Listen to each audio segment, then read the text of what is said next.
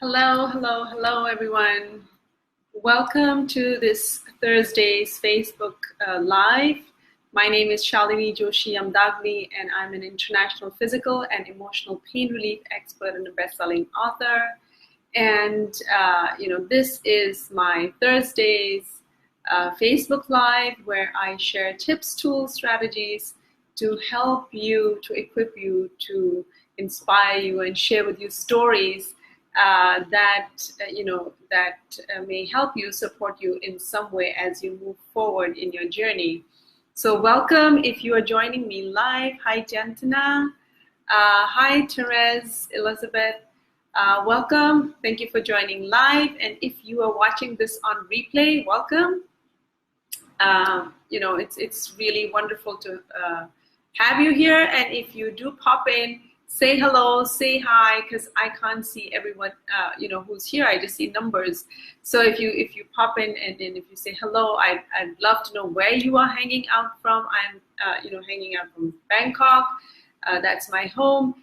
And if you are here for the very first time, hi, my name is Shalini Joshi Amdagni. As I said, I'm an international physical and emotional pain relief expert. So what I do is I help people who are feeling stuck in pain, physical pain or emotional pain. I help them through my programs to help them overcome, release, let go of whatever is keeping them stuck so that they can get on with their lives and feel more peace and clarity. So welcome to this week's Facebook Live. Our topic today is Soothe self-doubt and step into self-love. And, this is a topic, self-doubt, that people say, or it is, it's like a universal disease. Like nobody goes untouched by self-doubt, whether you are, a housewife, whether you are a student, whether you're a, kindergarten kid, or you're the most successful, a very successful business owner, or you're some sort of celebrity, right? It cuts across all borders, and it is just kind of part of our journey through life. And so that's why the topic is soothe self-doubt, because it's people think of self-doubt as the enemy, and I wish there was a way to just shoot the enemy and it never came back again. But self-doubt is something that we experience on and off in different phases of our life, in different stages. Sometimes it's even every single day, right? It depends on the level of intensity. So it's kind of like there throughout our lives, and so we need to find a way to soothe it. So I don't want to stop it, because it's not like you can stop it and it never shows up again. And that's why I'm talking about soothing self-doubt. And one of the quotes that I came across as I was kind of researching into this topic is this thing by Susan, I don't know how to pronounce it, Kassem. And she says, doubt kills more dreams than failure ever will. Doubt kills more dreams than failure ever will. And I, as a business entrepreneur, I've been on this journey for 11 years, and there are so many times in my life, just as an entrepreneur, forget mother and forget housewife, right?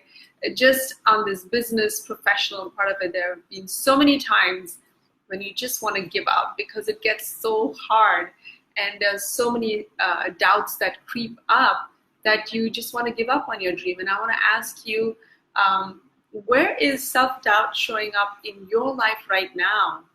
Maybe you're struggling with physical health and you doubt that you'll ever be able to overcome it. Maybe you're stuck in a relationship and you are doubting yourself and you don't know what step to take, whether to leave, whether to stay, or what's the best thing. And there are a lot of doubts coming up for you.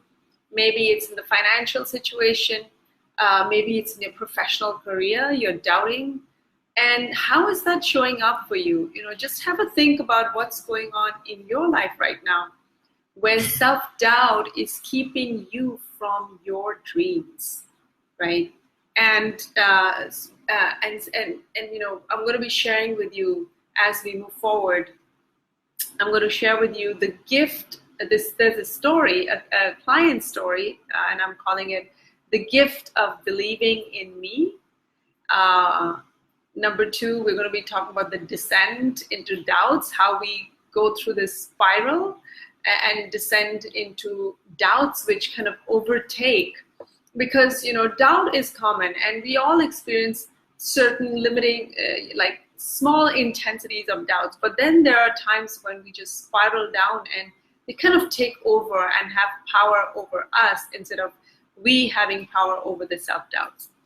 And we're going to look at 5 tips how to soothe the self-doubt, not stop it, soothe the self-doubt and step into self-love. So let me begin by, the gift of believing in me story. So I had a client many years ago, and she came to me because she was having a hard time. She was a jewelry designer, and she was working as a head jewelry designer in a company actually where the boss was her own boyfriend. And she was working in this company and she was designing jewelry. And, she came to me and she said, Shalini, I'm just so sick and tired because, she says, I'm always doubting myself and I'm always being criticized by my boss. And, she had an incident where she was called in for a meeting.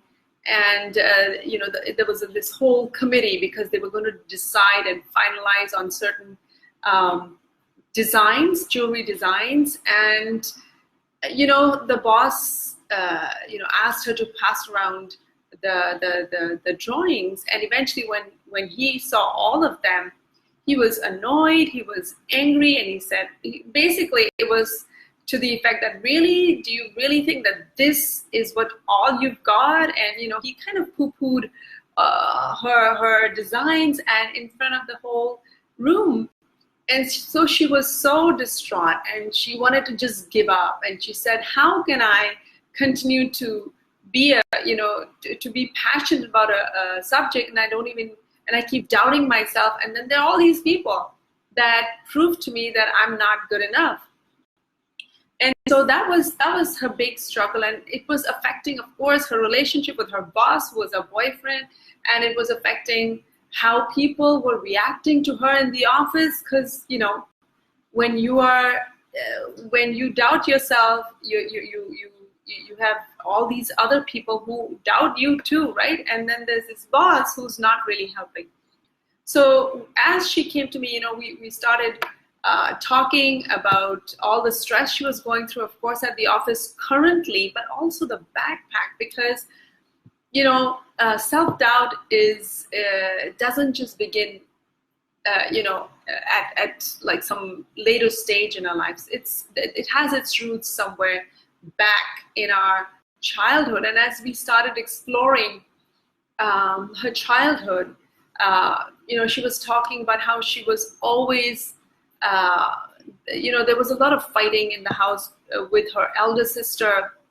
And so she found her refuge in painting and in art and in drawing. It was like her go-to place, and she was really good at it, and the teachers appreciated her. Art teacher was so encouraging, and she was like her favorite student. But back home, her parents were very discouraging, and they said, study and focus on the studies. Art's not going to get you anywhere. It's a nice hobby to have. So as she went through high school and kept this passion alive, it was always negated, and it was like, okay, this is a nice hobby, but it's not practical to have this as a passion, and all kind of negative stuff. And so she, as she moved forward, she got into a completely different line of study. I don't even remember what it was, but it was not design. And it was much later, after she had graduated and started working. She lived, not in Thailand at the time. And then she met this boyfriend who had the jewelry company, and he was coming to Thailand. And so she tagged along with him, and then she became this jewelry designer. And she was, exploring her passion finally, but then experiencing all this negative feedback and negative, experiences that made her doubt herself even more. And so as we started, letting go and clearing all the old negative voices in her head with the tapping tool, I practice emotional freedom techniques, and it's a process. And if you want to know more about it, I can put up a link up here. But as we started clearing the emotional baggage that she had around, all those negative voices that she's not good enough, she'll never be successful if she follows this, it's really hard in this profession as artists. It's really hard to make it. Very few people make it as artists and designers and so on and so forth. And as we continued this process, there was more crisis because she broke up with her boyfriend because of all this conflict. And eventually she started her own little, what did she call it, attic, where she was designing and doing stuff. And eventually, we stayed in touch, and I worked with her for like almost 2 years. And eventually she was able to, soothe that self-doubt and taking baby steps. She started her own jewelry shop and her own jewelry line. I think it was called Divine Jewelry. And now she's a successful jewelry designer overseas. She's not here anymore. But, when you think about self-doubt, and if you are experiencing self-doubt right now, and for whatever reason and whichever area, there are reasons why we harbor those self-doubts. And I'm going to go into 5 of those reasons why we have this descent into self-doubt. And number 1 is past mistakes. So if you think about whatever it is that you're doubting yourself, whether it's the physical health or, whatever your dream is, and you have self-doubts around it, ask yourself, has there been some past mistakes, like way back in your childhood, or, not right now, but when was the first time you made a mistake? And because of that, now we have this reference, right? Because we're moving forward, but somehow the subconscious mind has this memory of that failure, that past mistake that we did, and it kind of it holds us hostage. And so as we're trying to move forward, you keep referencing that past mistake. And usually, maybe you were a kid in school, maybe you were a kid even younger, and maybe you were criticized, maybe you made that mistake, and now that kid, that inner child, that insecurity, that fear, that doubt that little kid felt, it's still there. That part of you, that little kid, that inner child, is still hurting, and it still doubts. But here's this adult, and you are unable to move past that self-doubt because of those old memories that you have about the past mistakes that you'd made. And so it keeps us stuck. Another key reason why we doubt ourselves is childhood upbringing, right? And as we were saying in this client's case, she was always criticized by her parents for whenever she was spending too much time in a room. They were like, what a waste, and you should be studying, you should be doing something more productive.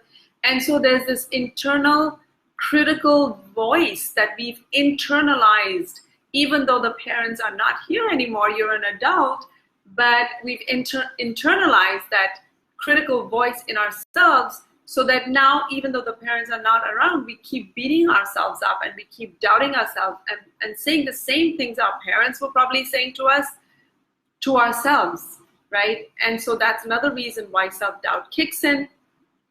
Of course, one of the biggest reasons most of us, suffer from self-doubt, I'm guilty of it still, is comparing ourselves, right? We nowadays in the world of Facebook and social media, there's so much that we are exposed to, even with Facebook, we compare ourselves, our ordinary lives, to the highlights of someone's life on Facebook, and we say, wow, she has a great life, he has a great life, they have a great life, and my life sucks.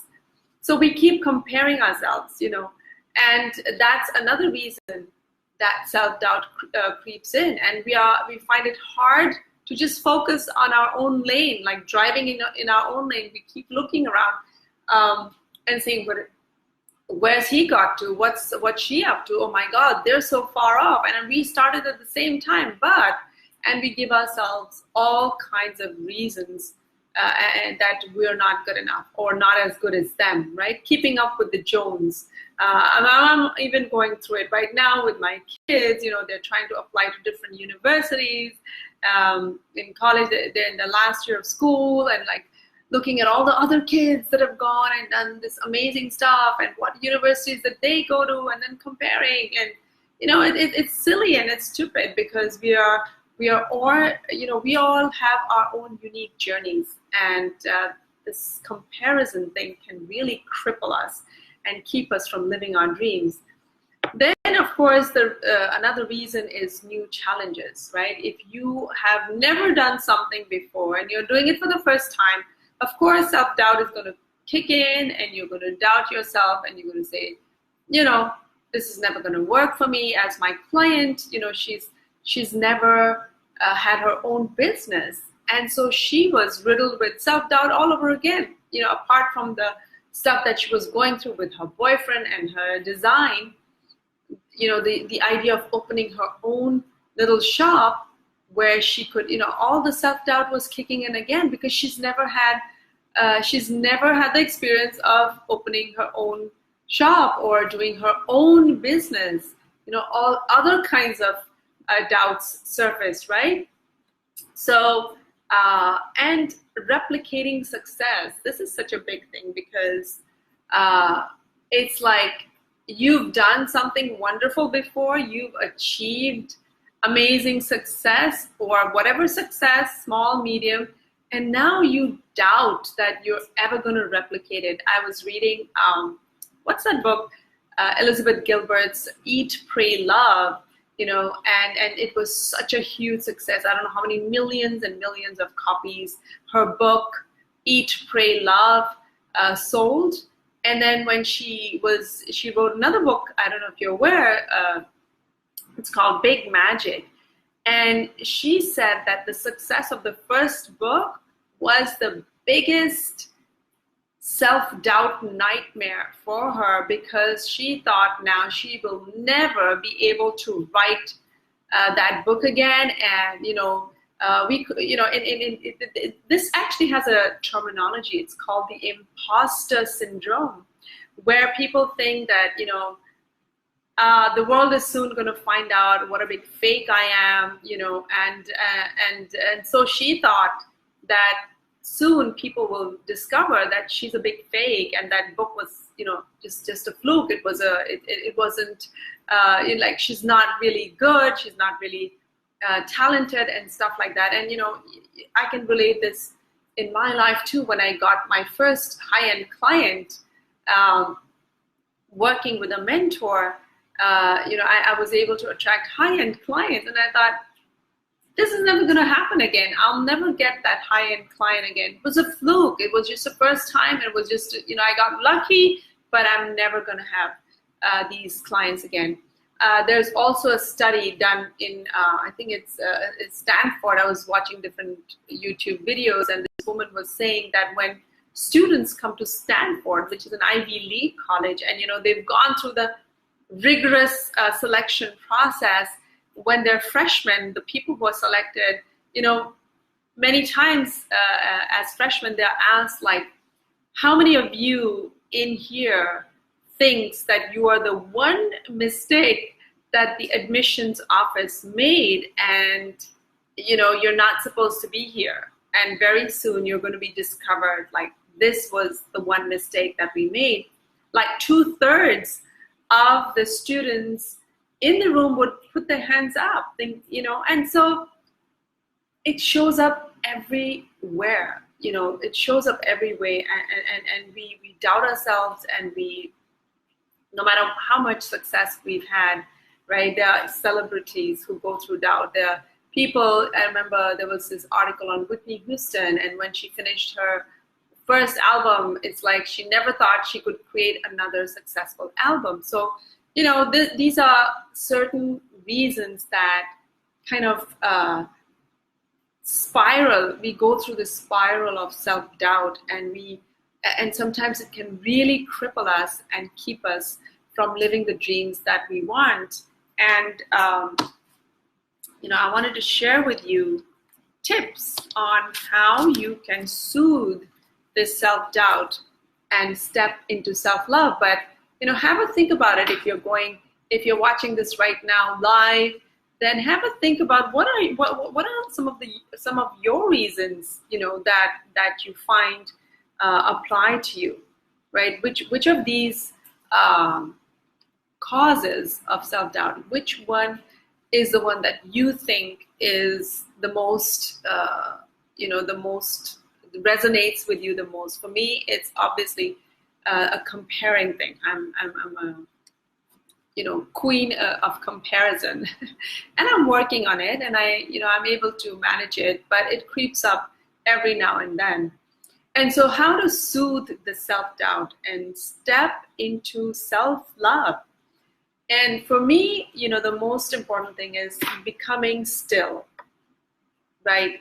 If you are experiencing self-doubt right now, I would ask you to kind of ground yourself, right, and become still. And one of the ways you can become still is just notice your breathing. Come back into your body, because we are so much in our heads with things that I need to do, and this is not going to happen, and what if this goes wrong, and we're in our head. But if you bring yourself back and ground yourself back, and just take that deep breath and be still, and just focus on your breathing and get inside your body and feel yourself there. That's a great way to kind of get out of your head and all these, voices that are circling in your head.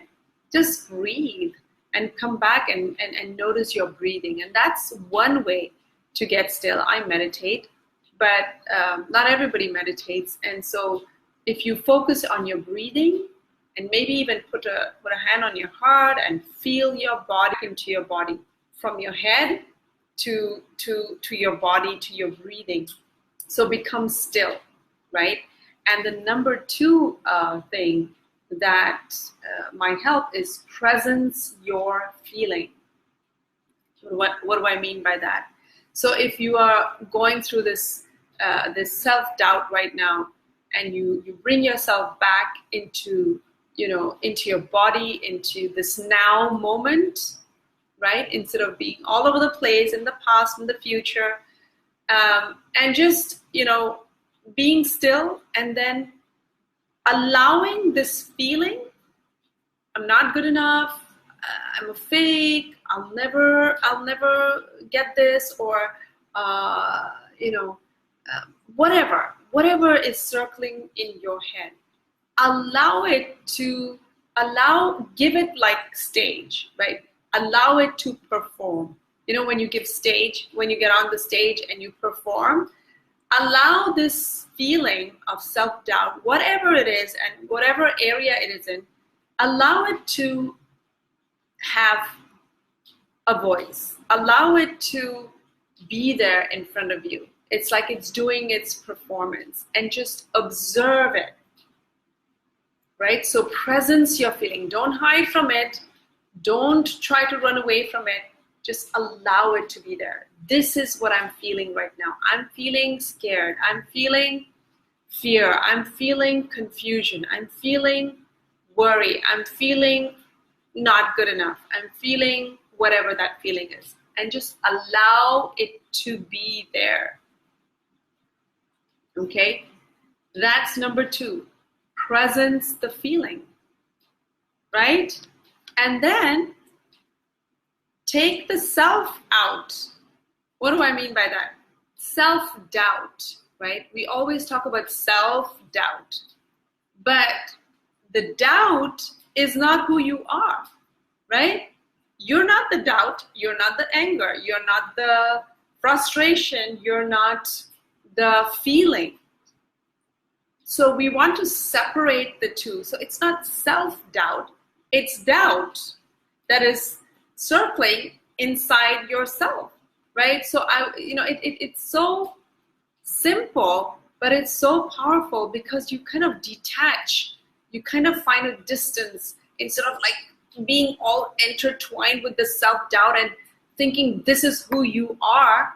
You want to, pluck the feeling, right, and put it out there and distance yourself from it. So take the self out and let the feeling be present, okay? So kind of observing this feeling of doubt that is present, but that's not who you are, okay? I hope this is making sense. And then give compassionate attention. Give compassionate attention. Fear, self-doubt, anxiety, all of these emotions that we have are there to protect us. They are there to keep us safe. They don't want us to get hurt, get rejection, and so they kind of spring up to keep us from being hurt, and so they're doing this protective job, right? And so you want to give it like a compassionate listening ear. Like the doubt is doing its performance and it's saying, this is going to happen and I'm never going to do this. And so you just want to listen to the doubt and all the doubtful feelings and all the doubtful voices that are there. You just want to listen to them with compassion. Okay? It's like, when a kid is scared, you're not going to shout down and dismiss and say, I don't care what you're feeling. So you just want to give a compassionate listening ear. And that is really powerful in itself because the intensity of the doubt goes down because someone's paying attention. Someone's listening to this fearful voice, right? If you're in fear and someone's listening to you, you feel soothed. So listen to that doubt, the doubtful voices in your head with compassion. Like from an understanding point of view. Like let me listen to you. Let me see what you're trying to say. Okay? Like a little kid and he's making a point and you say, okay, I'm going to listen to what you say. And just listening to it from a compassionate point of view. And then send love to it. Send love to it. There's there's a wonderful healing technique. It's something that I use and apply with my clients too. It's called Ho'oponopono, and I know as weird as it sounds, it's really wonderful. It's an ancient Hawaiian technique, and it's quite detailed, but basically it has 4 mantras that you can say to clear yourself from whatever is going on. And so, I'm not going to go into that technique or explain all the details, but as the self-doubt is playing out and there's this presence of self-doubt inside of you and you're paying compassionate attention and you're listening to what that self-doubt is saying, if you just put a hand on your heart and begin to say, I love you. I love you. Soothing, kind of soothing that doubt that's there and just saying, I love you. I love you, I understand you, and you're good enough. And just repeating that I love you, I love you, I love you. And I promise you, try that and say it for a minute or 2 or 3, and you'll find that intensity of that doubt starts to dissipate, right? That fear starts to dissipate inside, and you come to a place of feeling love and peace inside your body. Okay? And I can say all kinds of wonderful things about this Ho'oponopono technique. Actually, there are 4 mantras that you can say. One is I'm sorry. Number 2 is please forgive me. Number 3 is thank you. And number 4 is I love you. And you can say it in any order. So when, if you're noticing that self-doubt is coming up, you can just put a hand on your heart and say all the 4, like I'm sorry, please forgive me, thank you, I love you. And just repeating that till you find the intensity dissipating. I just say, I love you, I love you, I love you. And I find that works for me too. So do whatever works for you. And if you want to find out more about Ho'oponopono, you can Google it. But that are some of the tips that you can use to overcome and to soothe self-doubt.